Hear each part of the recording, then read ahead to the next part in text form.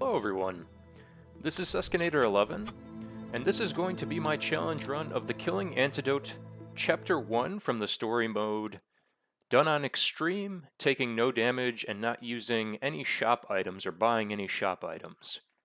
Now the first thing you're going to see here is the color saturation. You're probably wondering why the color saturation is as such, and that's because of OBS being a real dick. For this game, particularly, for whatever reason, it really saturates the color. I tried turning off HDR, I tried turning off a ton of things, and I'm going to be very silent here because there's a cutscene.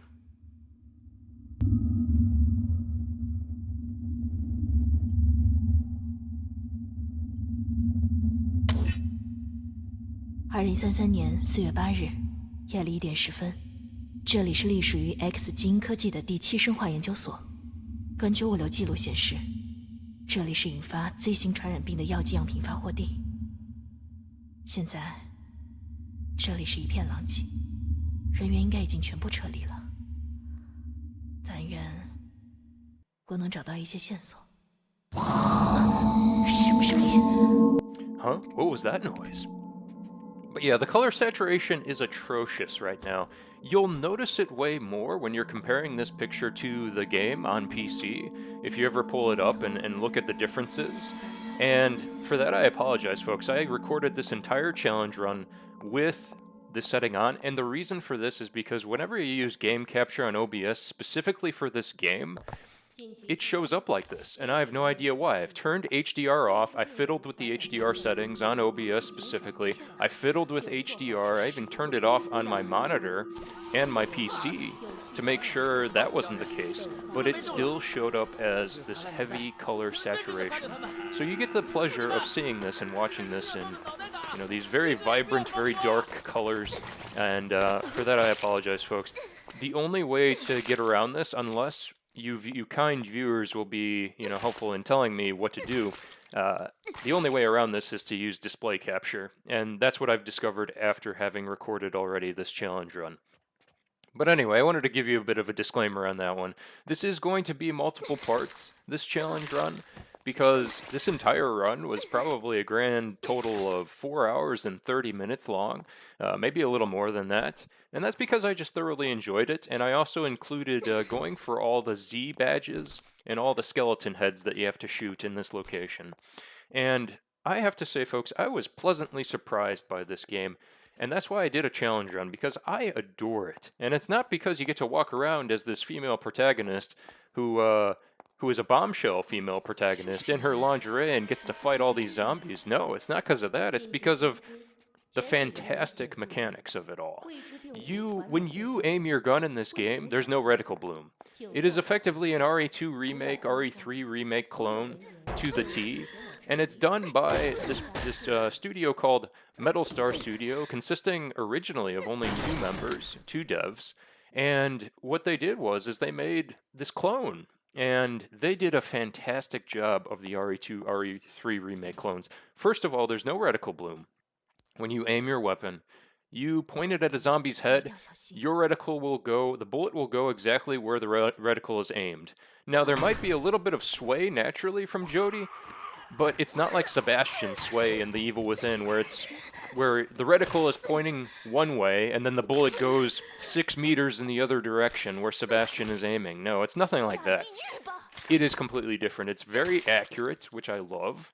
I love where you point your reticle at something, and it's all contingent on your skill. It's all reflective of your skill as a player, and not on the game telling you no. The other thing, too, is the zombies react when you shoot them. Most of them do, at least. And I'll talk a little bit more about this, because there can be some instances, again, this game is not perfect, but it is great in a way where when you fire at zombies, they will flinch, they will react, or they will stumble a little bit, and it really depends on where you hit them. But for the most part, it's nothing like the remakes. It's nothing like the remakes, and I say remake as a short way of saying RE remake, and I'm talking about specifically RE2, RE3 remake, where it's over the shoulder and it's not a fixed camera angle like the beloved RE remake was that was fantastic for the GameCube back in the day, and that is just a treasure remake. They did that so well back in the day. But this is about the Killing Antidote, and you're going to see here, folks. So, you're playing as Jodie. You're a journalist, ironically, which is quite hysterical. A very capable journalist who really takes care of herself, who works out every day, who does all these things to stay limber, to stay fit, and take on all these zombies. And I discovered this game by stumbling upon Bakba Soup's stream. He was streaming Chapter 2 of this game, and I watched just a little bit of it so I wouldn't be spoiled. And I was just amazed by it. I loved it. And over there, look at that. That zombie would have damaged me. He would have grabbed me. The beauty of this, though, is when you have a knife equipped and a zombie grabs you, you do not take any damage. You can see this from the icon at the top right of the screen, the heart icon. That heart icon is going to stay full, with the exception of a few scripted events where you come out of a cutscene and you already take damage from the cutscene, not from gameplay, luckily. But yeah, zombies that grab you in this game, if you have a knife equipped, just like RE Remake did, you will stab them in the face and Jodie will kind of fling them off. That's the animation that you'll see. And it's fantastic. It's kind of like a get out of jail free card. It allows you to not take damage. It's fantastic. Also, you get to stomp on zombies' heads like that. Like, how freaking amazing. Now, this is extreme difficulty, and the zombies take way more damage. They inflict way more damage.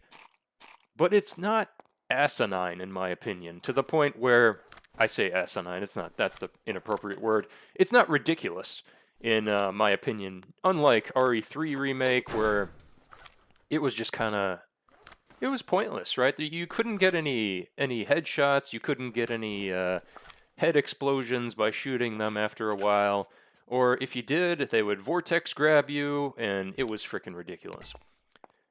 This game it spoke to my heart. It is absolutely amazing. I cannot say enough good things about this game.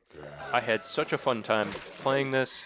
Now, I've been reading a little bit, but not trying to spoil myself. I've been reading a little bit about Chapter 2, and apparently Chapter 2 is a bit worse than Chapter 1. Now, I don't know why, but a lot of the players are saying that it's bad. So here's the zombie grab, and this is me pushing him away, and see how I did not take any damage from that. And of course the zombies are going to be a little bit more aggressive. You know, they're going to do their little run grab at you. The beauty of that run grab, though, is that you can dodge that grab, and you will not be vortexed into their grab. Unlike RE3 Remake, which is absolute shit. The other thing about the differences with difficulty is you're going to see that your stamina bar is way lower on Extreme, which makes things a little bit more difficult. You have to do a bit more stamina management. It's kind of like, you know, the Dark Souls of horror games, which I hate to say that because, you know, stamina bars do not mean Dark Souls in any way. You know, Dark Souls did not invent stamina bars in combat in any way. There are plenty of games prior to that. But of course, that's the hot take on everything these days is freaking Dark Souls. But I digress. Management of your stamina is important in this game, as it is with a lot of horror games, but it's not to the point where it's ridiculous, because again, you can plan ahead for encounters, you can plan ahead for a lot of forced encounters. The other differences you'll see about this chapter in particular, again, this is only Chapter 1 of the main story, where you're exploring the offices of this lab, and you're trying to figure out, you know, what the hell's going on here? Why are these people going through these mutations? Why are they zombies? What's going on? What's this outbreak? And you find out that it's this mad scientist, this corporation, you know, very similar to Umbrella, that unleashed this terrible virus to people who became exposed to it and turned into zombies. And you're trying to resolve it and figure it out, and you know, do your journaling as Jodie. Now, the thing to keep in mind here about these grenades is that the radius on these grenades is ridiculously high, which I'm fine with, but you have to be sure you have either some geometry between you and the explosion, or you're far enough away that you don't take damage yourself, that Jodie doesn't take damage. So you have to be very careful. But yeah, with any explosion in this game, the radius is ridiculous. But yeah, this is me running around. I'm not using a guide to help me. I'm not using the most opportune paths to find any collectibles or to find where to go. A lot of this is like I want to say my third or fourth playthrough of this game. Because I jumped right into this. I was like, oh yeah, we're doing a no damage challenge run of this. I really love this game.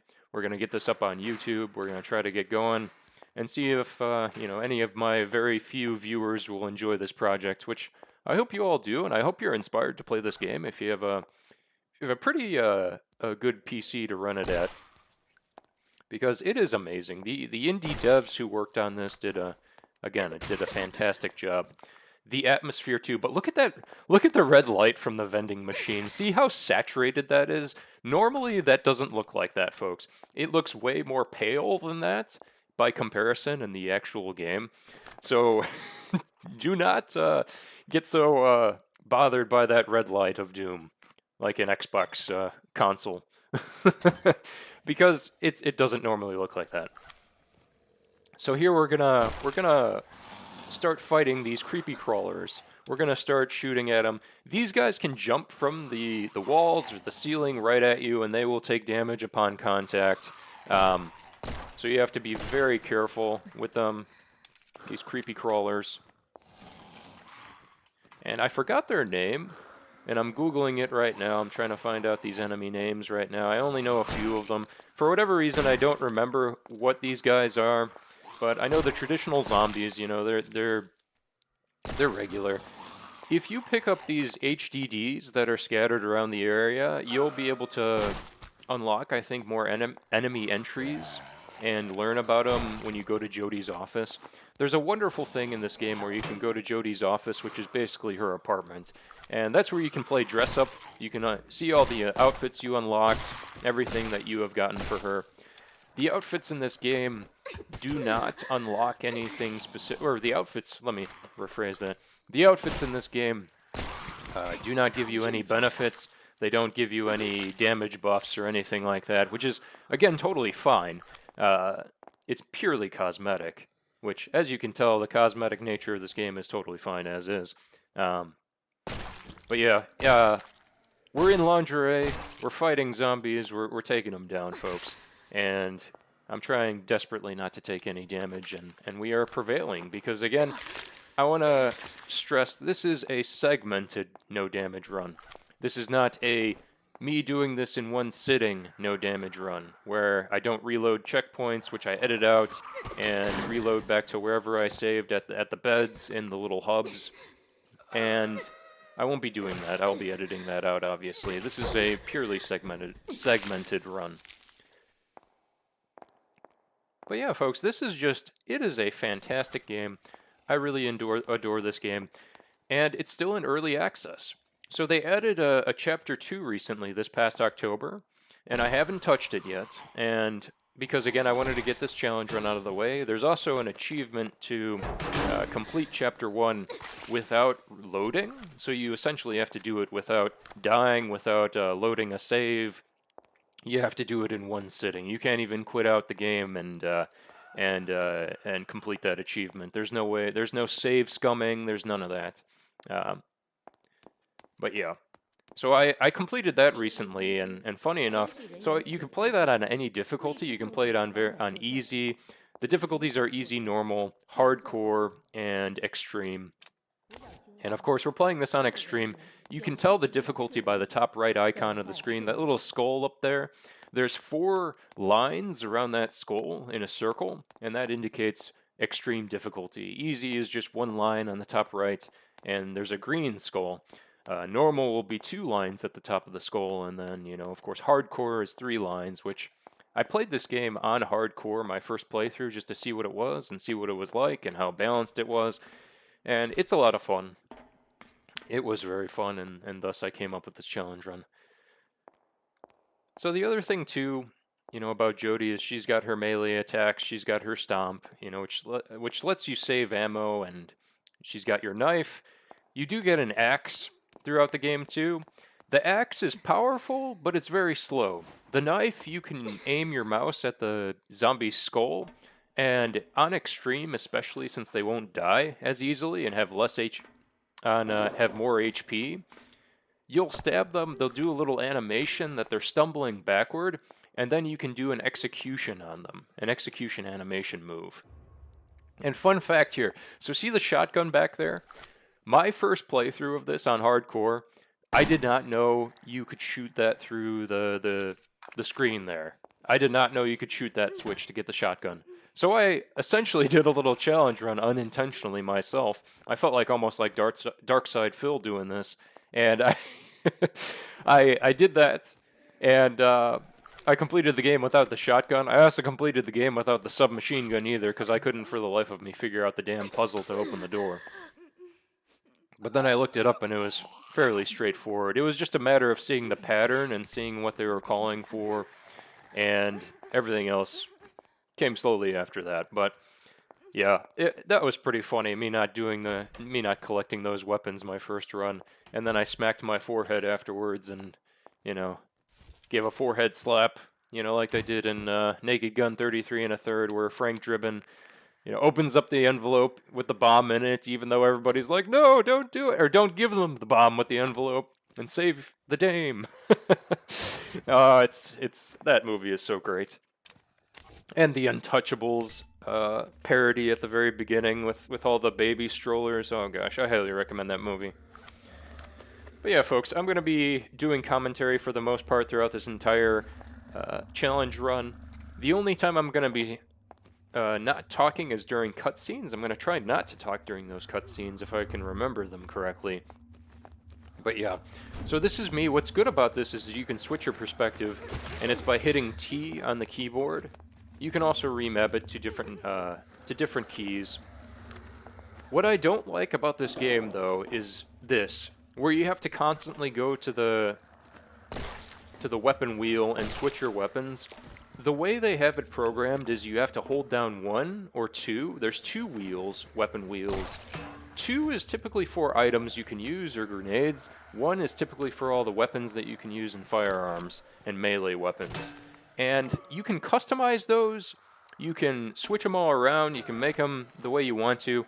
What I would have preferred is the ability to customize every key, every numerical key to a certain weapon, so it will allow you to quick swap between all your weapons. That would have been really cool, similar to how Doom Eternal does it, where you could either use the weapon wheel, or you could just hit a key to do that.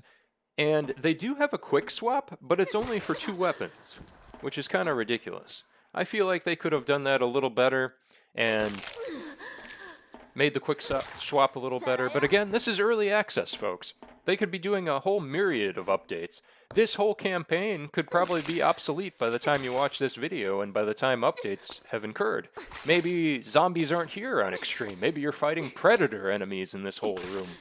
You don't know what's going to happen. You don't know how it's going to be. Everything is going to change.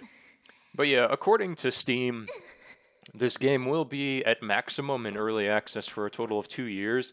And, okay, I need to talk about this, by the way. That is Jody falling down because I did not unequip my weapon. If you holster any weapon, she'll be able to run much faster. So see how I'm able to run a bit faster with her and jump over to the platforms. By the way, the jiggle physics are ridiculous in this game. For the booty and for the boobs as well. They're just unrealistically jiggly. That is not what happens in real life, folks. But again, this is a game, and if you want realism, you can walk outside. Like if you want to play as a hot female protagonist, if you want to play as a very attractive female protagonist, then play this game and kill zombies and be a highly capable journalist that takes care of herself, that eats well, that exercises and does all these good things, and play as her versus going outside and having to either run in the snow, fall over, or not be able to kill zombies. And hopefully that doesn't become a reality anytime soon. But yeah. Games are all about, this fantasy of being somebody powerful, right? Of being somebody who you can't be in reality. And why not be somebody who has this 8-pack of abs and, running around and being able to rip people apart, or, the superhero who can punch through walls and not feel damage and not feel pain and, all this wonderful stuff. Why not have that superhero complex? That's my take on it all. That's what games are all about. They're supposed to be fun. They're supposed to be unrealistic. Why not? As long as people can make that distinction, and I think one of the biggest issues is the individual who starts to play these games and they assume, oh yeah, every woman's gonna be like this. Every woman's gonna have an ass that bounces or tits that bounce, and what the hell are they? Every woman is gonna be similar to Jodie. No, that's not the case at all. That's not realistic at all. And people need to make that distinction. But that is another discussion, folks. That's another psychological discussion, but we're not going to get into that. This is about the Killing Antidote. And see that animation there? That's the animation that allows you to do that execution move on the zombie, which is very useful because that does a lot of damage. And I haven't ran this with damage numbers on because I'm sure there's a mod that allows you to do that. I haven't experimented a bunch with it. But yeah, look at this. This is... This is hilarious. Look at the door just totally derping on the zombie and flipping all around. And luckily the door despawned, which is very nice of the devs to implement that. But, I mean, come on. I think that's a frame issue, maybe. And the game, by the way, the game runs beautifully at 240 frames per second. I've got this matching my refresh rate. And I have not had any frame drops, if at all, this entire game. A couple stutters here and then, but ironically, that wasn't when I was in a room with 10 zombies at once. So this game, for the most part, runs very well on PC. And if people have access to this, I would highly recommend it. By the way, all the puzzles in this game have some sort of hint nearby. Either they're written on the wall, or they are in a pattern of some sort that you have to decipher. Which, again, is very fun of the devs to do. But yeah, this game is not all about the 2 chapters that they have for the story mode. They also added in additional modes. They're kind of like survival modes. They're like arcadey type modes where you have to do certain challenges. You have to fight like a whole slew of zombies before you get to the end. That sort of ordeal. There's a challenge where you have to run through this airfield and get to the helipad before you die. And there's an achievement for doing it without killing any enemies, without using any weapons. And it is ridiculous even on normal, because you have to run past what's called these Weeper enemies, and the Weeper enemies are fairly challenging, but if you fight them more often, they are quite doable. When we get to that enemy in the game, I'll let you know what that is. But the interesting aspect about these Weeper enemies is that if you select naked zombies on, they are fully freaking naked. It's ridiculous. Like, tits out, everything out, hoo-ha out, ass out. Like, it's ridiculous. But if you put it on, which I did for the sake of YouTube, because I don't want to get flagged for, nudity on my YouTube channel. I don't want to do that. I ticked that to naked zombies off. Which is funny, because you would think that there would be some diversity there. There'd be some male zombies, without any pants on, with their dongs hanging out, walking around trying to grab Jodie. But I guess that would have been too aggressive in nature. But yeah. And again, I just want to remind you folks, like, yes, this is 2025, and, we're playing as, this very attractive female protagonist. But let me remind you that Dead Rising 2 allowed you to dress in lingerie as Chuck, too, as in a banana hammock with his, dong out, only supported by that, and in a thong, practically, with his ass cheeks hanging out. So, Chuck Green, he can do the same thing as well, and he has been since 2010. So, I just want to point that out, too. But yeah, this is me going up these stairs. I'm trying to be very careful because zombies will be literally smack dab on the corner of these stairs. So that's why I'm going up very slowly here. And I'm peering around the corner by changing my camera perspective with T. And I'm waiting for a zombie to come around the corner so I can stab him in the head and get that animation again so I can do an execution move. But yeah, one of the other things about the demo in this game that made me a bit worried, but luckily they fixed it immediately, is in the demo of this game, there's still a lot of broken parts, broken mechanics to it. And I don't want people to think that the demo is shit or that it makes the final game shit. It is not. For example, there's a mechanic where as you're selecting a grenade for your weapon wheel, Jody will pull out the grenade in the demo and automatically throw it, no matter where you are. And that really startled me at first, and I was very worried because I was like, oh shit, am I going to pull out a grenade in the main campaign of the game and throw it? Luckily not. And Jody will be able to just take it out in the main game. They fixed that. They patched that, luckily, and for the final product of the game, which technically is not the final product of the game because, again, it's in early access. But yeah, the other thing you're going to notice here is that Jody is constantly having beads of sweat running down her body. An intentional mechanic by the devs, of course. But come on, it's like the freaking lab was, set at 85 degrees like a hot yoga studio. And, Jody takes 2 steps and then she starts pouring with sweat.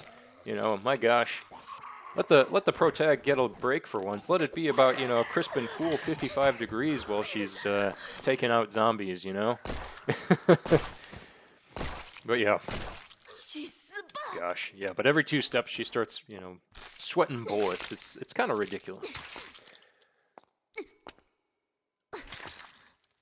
But yeah, here I go. Again, this game is just wonderful. So I'm going around this corner here where as you play it more, this is kind of like a Metroidvania in terms of layout. You're going to find key cards that will open up doors that you originally couldn't open, and then you'll be able to access them before.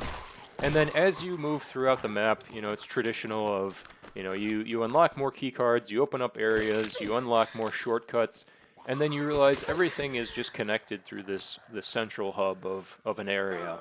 And they did a fantastic job with that, right? It's nothing new in games that people do that. People have been doing that for many years now, that sort of game design, but you'd be surprised how often that these AAA games flop when it comes to that sort of thing, and the indie games devs do it way better. But yeah, this is me watching out for this horde of zombies. A lot of times I'm trying to conserve ammo here, folks, and because the reason for that is because I get to manipulate my saves. I get to save as often as I would like, as long as there's a bed nearby for me to save, which is great, especially for a no-damage run. But I also try to not abuse and use the saves so often, to make it kind of ridiculous. But the environment here, the atmosphere is just spot on. There's blood on the walls. The corridors are fairly dark, fairly dismal. Like, the doors look very concerning. And I just love it. I love everything about this. And I've been playing Chapter 1 for a while now, because funny enough, when I was going through for the achievement for completing this without loading on easy, I found myself dying more at a certain segment in this point. And this is me trying to throw the grenade so I can open up that wall there. Because we cannot buy any explosive arrows from the shop, you can't go back and, well, at least I can't go back and use that. So I have to use specifically what I pick up in the environment, which are the grenades that I found in the environment. And now I'm at a bit of a problem here, because now we've got 2 zombies below me.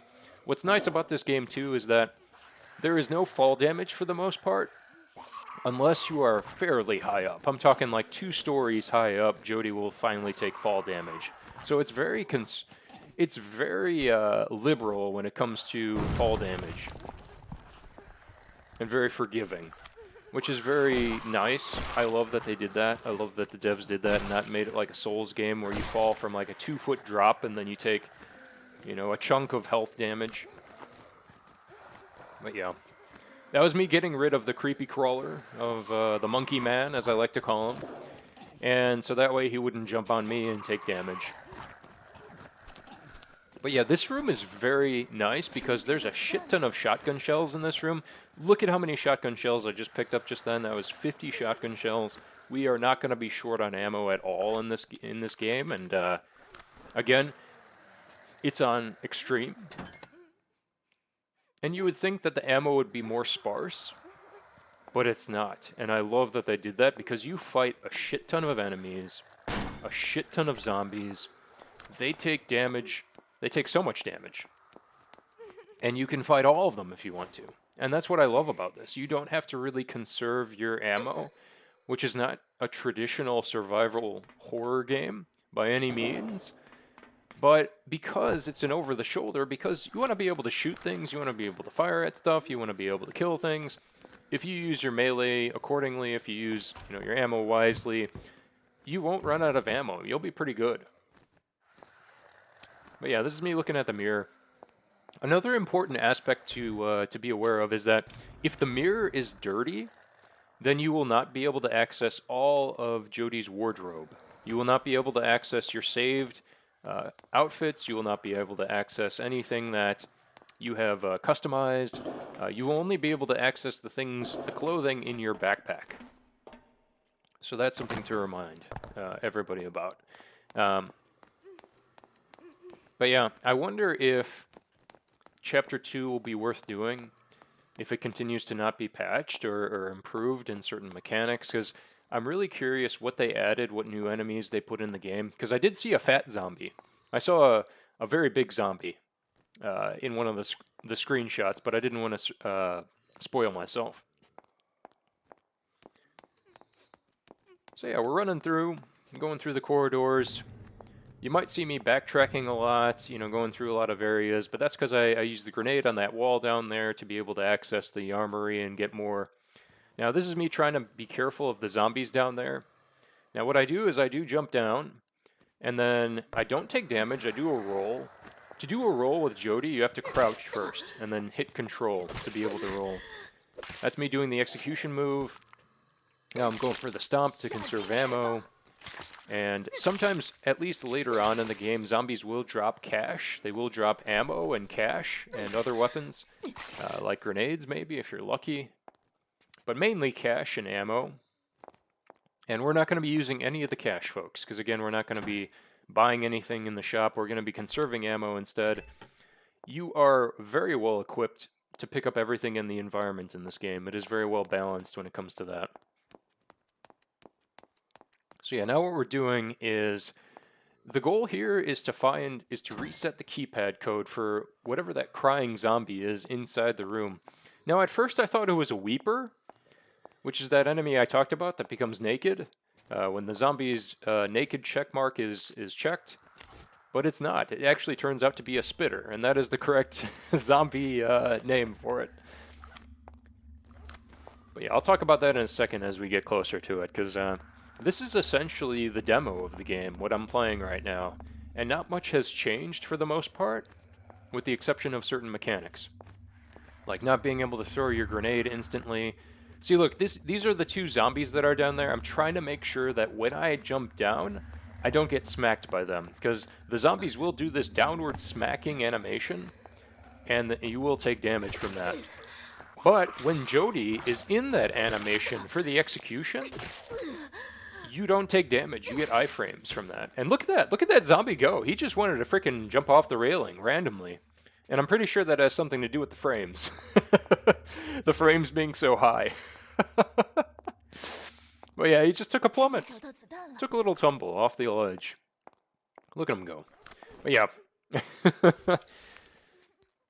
Also, these boxes that I'm picking up are outfits, certain outfit items, and Jodie will pick these up because they'll be in fixed locations, some of them, but a lot of times they will be different. They will be different clothing items, and they change during all your playthroughs. So you could effectively farm clothing items throughout this game and run through the entire thing and just pick up clothing. You can do it for the additional modes as well. Or in vending machines, you can buy certain clothing items. They're very expensive, though, so I'd highly recommend just playing the game and picking them up as you go. Because, again, they'll change.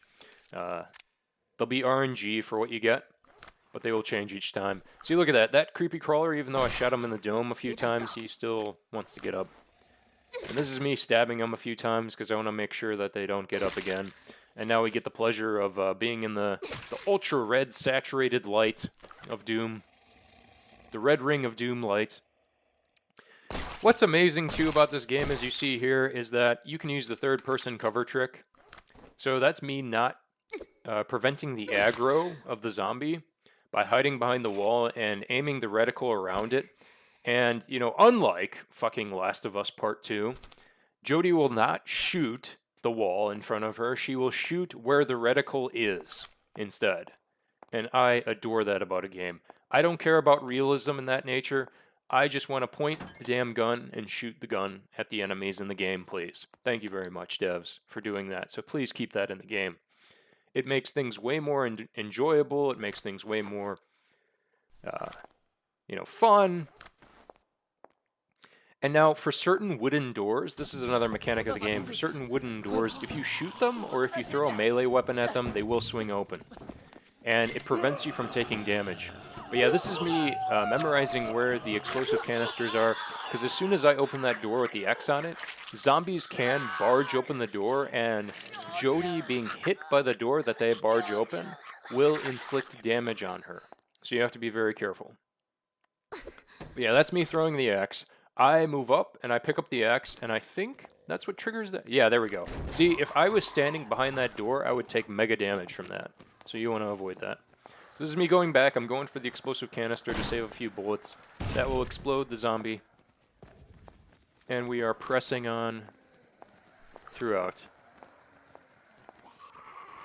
And the idea here is we're trying to get a key card, or we're trying to access a computer that allows us to reset the keypad upstairs where that Reaper is crying. Or I'm sorry, where the Spitter is crying. I keep calling them Weeper, because again, she's crying in there, which is kind of ridiculous.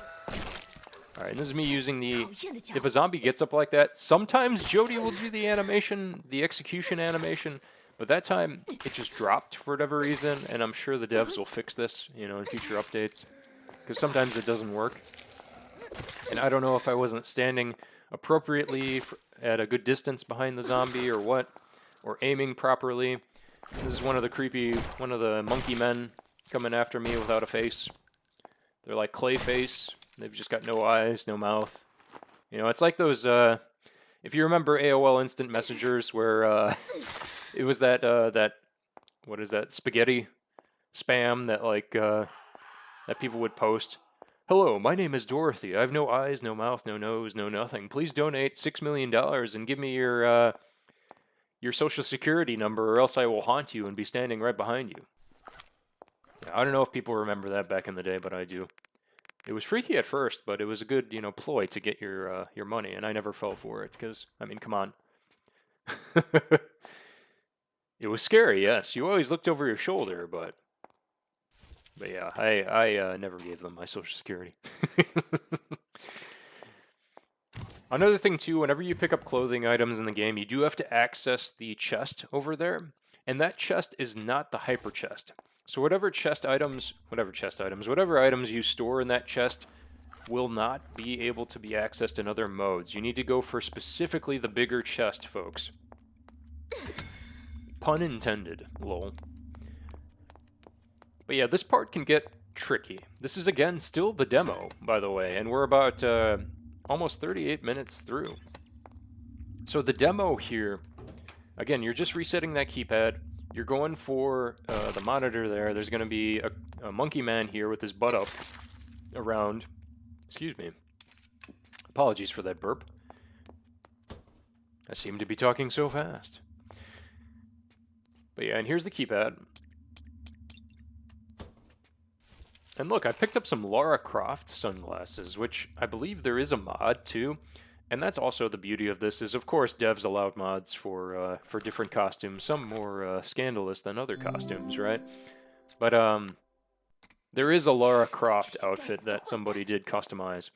So now this is me throwing a mine over there, because this is going to be a big horde. This is going to be a large horde of zombies coming in, mixed with the monkey men crawlers. So you have to be very careful. So what I'm doing here is I'm running forward to trigger the spawn. And there it is. There's the shake of the camera. Luckily, I didn't take damage. The mine exploding did not make me take damage from it. Look at how many creepy crawlers there are. There's also a few canisters on the right side behind the door frame there. And if you're close to that, you will be damaged. And this is me panicking, folks. I left this in because look at this. Look at how many zombies are in here. And this is me getting grabbed. I stab him, luckily. Then I go into full crouch mode and I start just dodging. Look at that. Look at that. They were all just derping on each other, and I was able to dodge through without getting scathed. It was amazing. So now we're separating ourselves from the ginormous horde. We're going over here, and I'm firing at the zombies coming through. A good mechanic here, what's nice about the pistol, is that it does have penetration. So if you align the zombies' heads, like if they're coming in single file, conga line like that, you can get a few headshots through them and be able to damage more than once. The pistol, the revolver are the only weapons that I believe can do this. I think the deagle as well. But the deagle is not present in Chapter 1. I'm sure that's a Chapter 2 thing, which I'm very hyped to use the deagle. I think you can also pick it up from the additional modes as well. And there's a few on here. The additional modes, there's a Weeper challenge where you have to fight, I think it's like 4 Weepers in one room. It can get kind of ridiculous, but if you're very lucky and you're able to manipulate the aggro with them, you can fight them one-on-one. Which took me a few tries, by the way, to do. But that was a fun mode, and I don't know if I'll do some sort of challenge run for those extra modes. They can get quite challenging, though, so I don't know if I'll enjoy that as much as I'm enjoying the campaign right now. At least Chapter 1 for the campaign. But yeah, the devs have indicated on the Steam page that this is going to take about 1 to 2 years to finish the development of, and that was me just freaking Matrix dodging that zombie grab. Did you see that? That was a lot of fun. So yeah, about 2 years to complete this game, and I wonder if they're going to add more chapters, if they're going to add maybe one more, Chapter 3, by October in 2026, because that'd be pretty cool. And we'll see if they add more achievements, because again, I think they did add achievements for the restaurant additional mode, where you have to basically wait and prevent the zombies from destroying this satellite. It's like a defense mission, essentially. You have to protect this satellite to call the helicopter in to pick you up, and then once you defend it successfully, then you can escape. So we'll have to see if they add more achievements for it. But I'm interested to see what they have. Like, I wonder if they'll have an achievement for completing the game on extreme, or the higher difficulties, because that'd be a lot of fun. I mean, I wonder if they'll add an extreme difficulty where you have to do it without dying, because that'd be very challenging. You die so fast in this game, and especially in certain permadeath areas, like, and I say permadeath, more so insta-death areas. You could fall off a balcony if you don't jump properly. You could fall from high heights. You could get insta-killed by a certain boss in this game. It can get quite scary indeed. But yeah, folks, this is just me looking around. I'm making sure that I picked up everything from all the zombies that I killed. But yeah, we have set the keypad to be reset, and now the password is 0000 to open the door now. But yeah, I think this first video is just going to be the demo part of this game. So once we get into that room, I will probably call the video there and edit it out, because again, I didn't want to upload a video that was 4.5 hours on YouTube. I know YouTube now has a cap about 12-hour videos, I think it is, if I'm remembering correctly. But yeah, I didn't want to put a 4-hour video up because that could be intimidating to a lot of folks, and because this is segmented and it's not a in one sitting run, I'm gonna just do it in segments. I'll do it in parts, so it's a little bit more enjoyable, and people can get content a little bit faster. So this is me playing around with my box. You know, there's no weight limit, even though there's an item limit to on the bottom right. If you get over 200, it doesn't seem to limit you. It's very interesting. But yeah, that was me saving. Now I'm just going around. I'm making sure I didn't miss any tokens. I'm making sure I didn't miss any skulls. But again, folks, this is not going to be a straightforward collectibles run, but I will include the Z badges and the skulls if you're watching this. So if you're casually watching it, you know, watching this challenge run, and you want to know where they all are, this series of videos will show you where they are. And what's nice about that is that you get some fun costume parts from collecting them all to complete your many different outfits. So now I'm going to the keypad, we're typing it in 0000, and I'm going to stop talking because there's a cutscene.